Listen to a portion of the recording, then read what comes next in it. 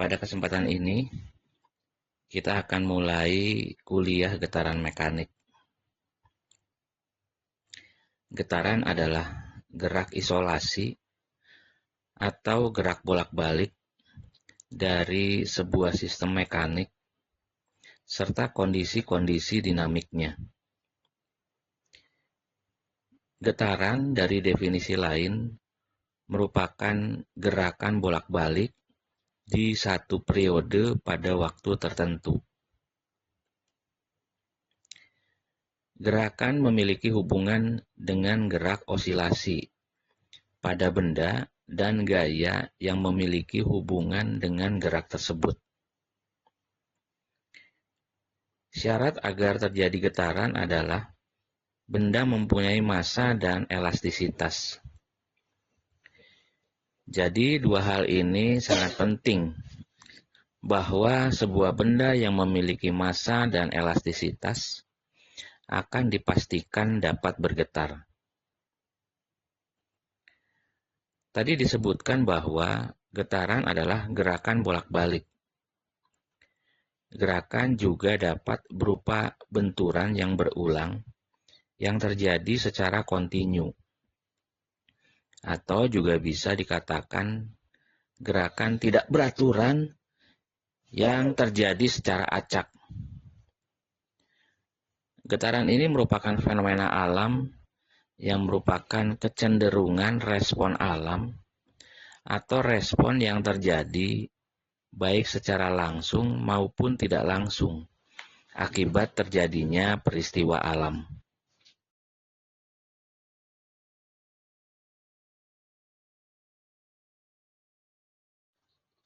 Berikut ini contoh getaran yang mungkin sering kita jumpai atau pernah kita jumpai di sekeliling kita.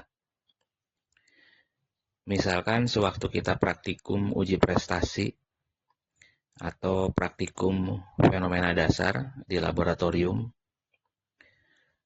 kelompok kita mengoperasikan sebuah motor listrik,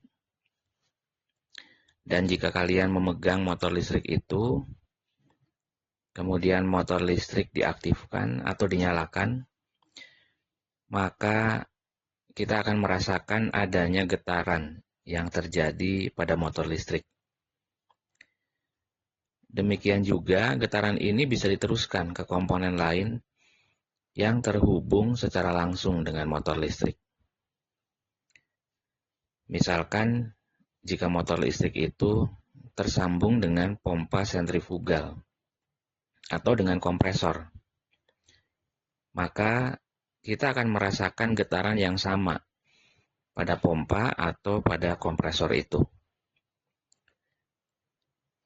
Demikian juga jika kita mengoperasikan motor bakar. Kita memegang motor bakar itu, motor bakar yang sedang menyala, maka kemudian kita akan merasakan adanya getaran pada motor bakar yang kita pegang. Contoh lainnya adalah ayunan atau bandul.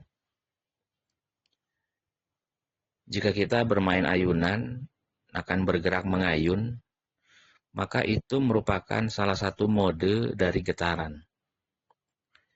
Demikian juga jika ada sebuah bandul yang diikat dengan tali dan digantung. Apabila bandul itu kita gerakkan, maka akan terjadi gerak bolak-balik pada bandul.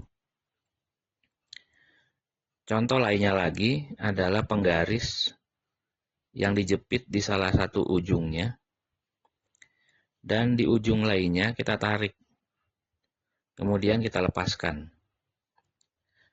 Maka penggaris akan memperlihatkan adanya gerak bolak-balik. Dan itu adalah contoh fenomena dari sebuah getaran.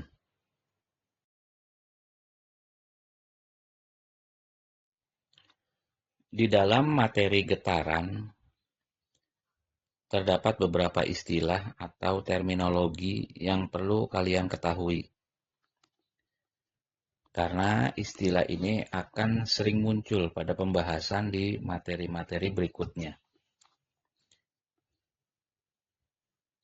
Pada slide ini, kita melihat ada bentuk gelombang yang digambarkan dengan kurva sinusoidal. Dan bentuk gelombang sinusoidal itu, kita bisa mendefinisikan beberapa istilah.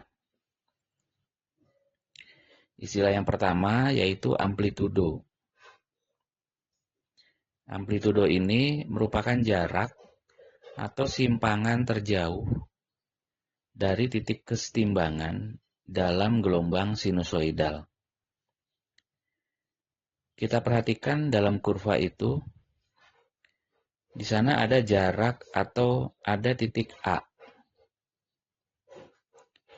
Jarak dari sumbu datar ke titik A, baik titik A di atas yang bernilai positif, ataupun titik A bernilai negatif di bagian bawah, tinggi gelombang itu menyatakan amplitudo. Kemudian istilah yang kedua atau terminologi yang kedua adalah frekuensi, yang biasanya disimbolkan dengan huruf F kecil. Pengertian frekuensi adalah banyaknya gelombang atau getaran dalam waktu 1 detik. Pengertian banyaknya gelombang itu berlangsung dari titik 1 sampai titik 2. Atau bisa juga disebutkan dari titik 3 ke titik 4. Itu adalah satu gelombang penuh. Nah, jika ada 60 gelombang dalam 1 detik, maka frekuensi dari gelombang itu adalah 60 per detik. Atau 60 gelombang per detik, atau juga bisa disebut dengan istilah yang lebih populer, adalah 60 Hz. Jadi satuan frekuensi adalah Hz. Kemudian terminologi ketiga adalah periode, yang disimbolkan dengan huruf T besar. Periode ini merupakan jarak atau waktu yang ditempuh untuk satu gelombang atau getaran.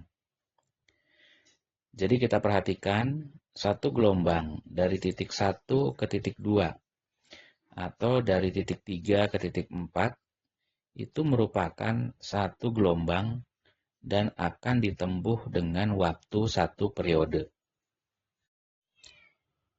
Secara umum, getaran dapat diklasifikasikan seperti yang akan saya jelaskan berikut ini.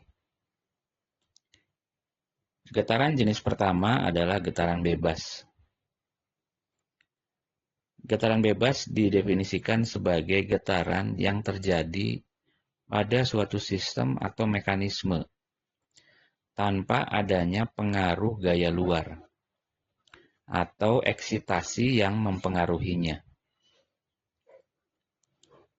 Dengan kata lain, eksitasi diberikan di awal saja. Setelah itu, benda akan berosilasi atau berayun. Getaran jenis kedua disebut dengan getaran paksa. Getaran paksa dapat didefinisikan sebagai getaran yang terjadi pada suatu sistem atau mekanisme karena adanya rangsangan gaya luar. Jadi berbeda dengan getaran bebas, di mana rangsangan atau eksitasi hanya diberikan di awal saja. Sedangkan pada getaran paksa ini, gaya luar terus diberikan selama bendanya bergetar. Contoh dari getaran paksa adalah getaran pada motor diesel. Jika rangsangan tersebut berosilasi, maka sistem dipaksa untuk bergetar pada frekuensi rangsangan. Jika frekuensi rangsangan sama dengan salah satu frekuensi natural system, maka akan didapat keadaan resonansi. Dan osilasi besar dapat menimbulkan bahaya. Kerusakan struktur yang terjadi pada gedung, jembatan, turbin, dan sayap pesawat berhubungan dengan fenomena resonansi ini. Selanjutnya, getaran ketiga disebut dengan getaran tak teredam. Getaran tak teredam adalah getaran di mana tidak ada kehilangan energi yang disebabkan tahanan selama osilasi. Getaran berikutnya adalah getaran teredam. Getaran teredam adalah suatu jenis getaran di mana terjadi kehilangan energi yang disebabkan oleh tahanan selama benda melakukan osilasi. Jenis getaran kelima yaitu getaran linier. Getaran linier adalah semua komponen sistem yang bergetar, baik itu pegas, massa, dan peredam, berperilaku linier. Pada kondisi ini, prinsip superposisi dipegang, dan analisis teoritis menggunakan model matematika sangat baik untuk dikembangkan. Getaran keenam adalah getaran nonlinier. Getaran nonlinier adalah semua komponen sistem yang bergetar, baik itu pegas, massa, dan peredam, berperilaku nonlinier. Pada kondisi ini, penerapan prinsip superposisi tidak valid, dan analisis menggunakan model matematika kurang baik untuk dikembangkan. Perhitungan numerik dengan pendekatan metode nonlinier dari hasil regresi kekakuan material suatu percobaan harus dilakukan. Contoh pendekatan ini umum dilakukan untuk getaran impak. Getaran berikutnya dikenal dengan getaran deterministik. Getaran deterministik adalah getaran di mana harga eksitasi yang bekerja pada sistem diketahui setiap saat. Eksitasi diplot, kemudian perhitungan numerik ekivalen eksitasi pada model harus dilakukan. Getaran terakhir disebut getaran random. Getaran random atau getaran acak adalah getaran di mana harga eksitasi yang bekerja pada sistem tidak dapat diperkirakan. Untuk jenis getaran ini diperlukan rekaman data eksitasi dari pendekatan atau simulasi yang benar untuk dibuatkan polanya secara statistik, sehingga rata-rata eksitasinya dapat diperkirakan. Contoh getaran jenis ini adalah gempa bumi, kekasaran permukaan jalan, dan kecepatan angin.